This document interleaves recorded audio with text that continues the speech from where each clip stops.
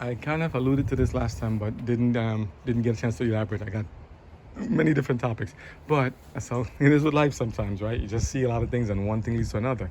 But here's something. So what we had to do, we ordered a lot of stuff like splitters with like shut on or off valves. Some people have better ways like timers and stuff. I haven't gotten to that point yet. I'm still trying. We're still new to this, new to the, I mean, not the home ownership, but just the new to seeing how to work around things here. And normally, we would water them. From what I learned from other neighbors, I'm asking, great, wonderful people. You should water them in the coolness of the day, like say, either early morning or in the afternoon or evening. But then I always say, when a thunderstorm or rain comes and it's been hot already, like in this Florida, which is like 70, 80s plus, 90 sometimes, the rain just comes and the plants do fine with it. But I think they mean for evaporative losses and stuff. So let me show what I did though. So we have different hoses. I had some other ones, 50 feet, 100 feet, kind of like bionic type hoses. They call them bionic. I thought they'd be lasting forever. But some of them, this one here is popped already. So it didn't last for more than a good 6 months plus. So new one. So the old one we had when it first came, regular garden hose, and another one, still a bionic one type. I'm just straightening it out. And it gets looped up, so you gotta watch it. I'm still new. Other people have better ideas, irrigation systems. We don't have the irrigation on the bottom. We're just trying to do this impromptu, trying to learn how to make things work with just what we have. So I just want to show you, in case you might be interested, what can I do in the meantime? Okay, we bought some different thing heads, like what they call them. I think they call them spigot. My neighbor told me when he first came to the house and he saw my grass was dry. It's called a spigot. This one is called Go Green Spigot. And it's, you put it there, and pretty much they have the shape a different angle. This one's not adjustable. Oh, it is adjustable. Oh, it is adjustable. I didn't adjust it the first time, so it's been doing good. So I'm leaving it how it was. It has a wide swath, pretty much if by itself, almost like a 30 feet plus. I mean, Amazon sells them, so you can get them there. And maybe like I think it was $20 or $25 at the time. Walmart also has them, so you can buy different ones. And I just put them on different parts of the property, just kind of to water them. You can put them together apart. I put them this to save time, because the plants, they were not watered for the last 2 days, so I want to try to make sure they get something, so at least to kind of cool off and to get the nutrients absorbed. So I just put it there, even if it's a hot time, just for a little bit and see. So this is the other one. This one is called, what is it called? Aqua Gel. I tried different ones. Aqua Gel, which you can adjust it to make it go back and forth, change the angle of it. See how the thing changes there? So you can make it start from one area or the other, or in the middle. So I just do it this way, and it goes back and forth. I'll turn it on so you'll see it just now. And they're pretty good. Not perfect, but they give a wide swath. This guy covers almost 50 feet when the wind's not blowing, like 25 each way. So let's see. From here to the fence, it's a good distance, and vice versa. So I put them to kind of overlap each other, and we'll see. So let me turn them on, and it might ravel up, but let's see. So let's do one at a time so I don't wet the cameras. I'm still looking for the cat. The cat, I didn't know this either. Cats are nocturnal creatures, I'm hearing. We have a cat that came by the house and we just kind of adopted it. He just kept coming by for food, so we just kept it. The cats are nocturnal and they sleep in the daytime and go out at night. How I found out this? Watching our neighbors with the cat and their stuff. And beautiful, beautiful creatures. They're very smart. Here's what we do. So, and another thing, what we've been doing also, I don't know if anybody could say no, it's not a good idea or not. Let me know what you think. What we've been doing, we've been keeping the house. You know how some people do composting? Sometimes we don't have time to do composting. I don't want to get the smell in the house in the small area. So what we've been doing is taking the foods we have. When we eat the foods, anything that's say organic or natural, the leftovers, the tomatoes, the peas, the rice, the pasta, all that stuff, taking them, put them back in the bucket, and I'll come periodically and dig up in the soil at some random spot and bury them there. In season or off season, I'll bury them into the soil so that when the soil finally gets dug up and planted, whatever is in the decomposes or gets broken down into more soil.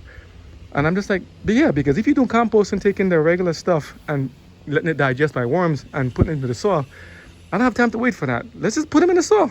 So I take the raw food or the edible or the garbage leftover food and bury it into the soil, the eggshells, the other stuff and everything.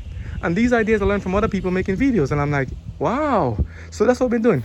I bury them in the soil. Sometimes I bury them with the seed, sometimes before the seed, and then sometimes after the seed, So here is a watermelon or squash, something here. I don't know exactly what it is. Some seeds get mixed in and he's just in between. So let him catch his shade and see how he does, how he grows. This side doesn't get as much sunlight on that side. So, but some of them need a lot of sunlight, some don't. So I'm just watching where he goes. he or she goes just in terms of like all the different spires, and it's like this.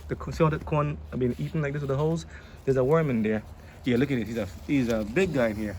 So sorry, nobody who loves these creatures will come and tell me I'm trying to harm the animals. I'm trying to harm them. I'm trying to preserve them because they gotta survive and eat, and so do we. And he's been eating a while for what this plant is looking. So I need to go and pluck worms later on to make the corn. See this one too? It's been eaten by worms. And I don't know which fly brings them, but I see different colored green flies and stuff, but the worms are eating the corn, and we gotta get them out before they'll kill the corn. So I don't use any pesticides or any kind of things other than something called neem, N-E-E-M, neem oil, and another natural one. And then there's a mixture you can make, as on the box it tells you, detergent, neem oil, some water and stuff like that.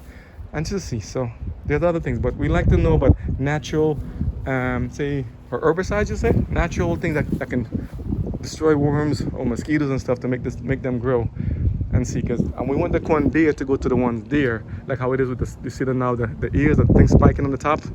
I don't remember all the different names of it, but when you get to that point, it's almost ready.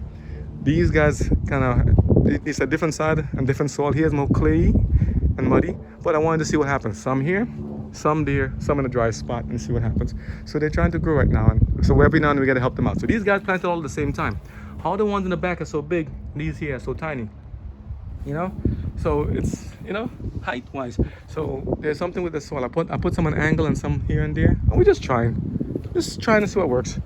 I think she calls these Gabby, or we call them, I think, in the Caribbean.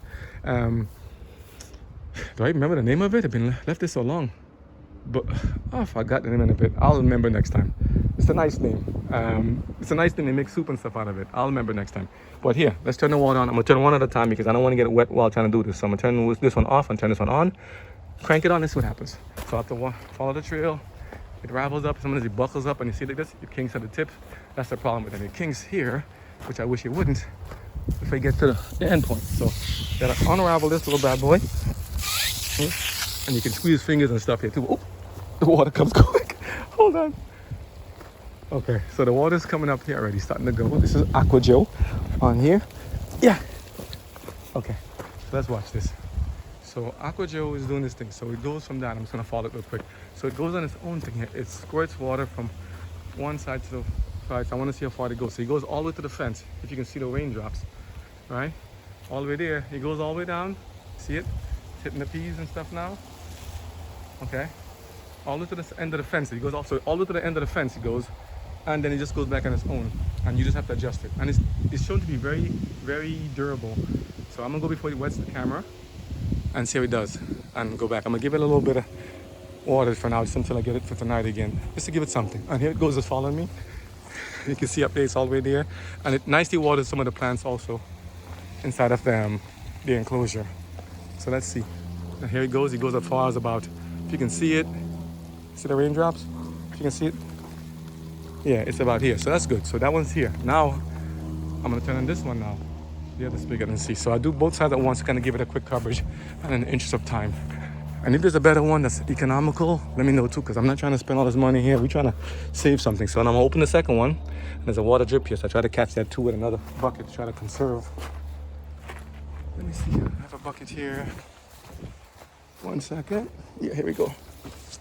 I take some of these because we want to try to conserve and not to waste any water. It's very precious, and if you get into a bad situation, sometimes it happens with California, you want to make sure you have enough water going back, so you can be used, because we need it too. So I turn it on, the drip kind of stops a bit, and here's the other one.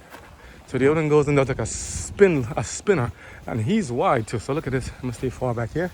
He's reaching all the way over there to the corner, and here it is. Nice spigot, and you can see videos on YouTube. Oh, it's that far. So to save me time, because I need to get dressed and get ready, because I got a 1 o'clock appointment, and I don't like being late, because I'm always late with these appointments, and then it gets worse. So good. Okay, so that one is doing this much.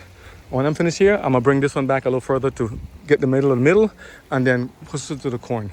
But for now, let me give this a quick thing while I go walk the dog, and we'll catch up. But that's pretty much it. Just make sure you water them. Best time, from what I understand, in the evening or in the early morning. But I've seen also, when I lived in California, these things come out at random times in the daytime, as well as in Florida.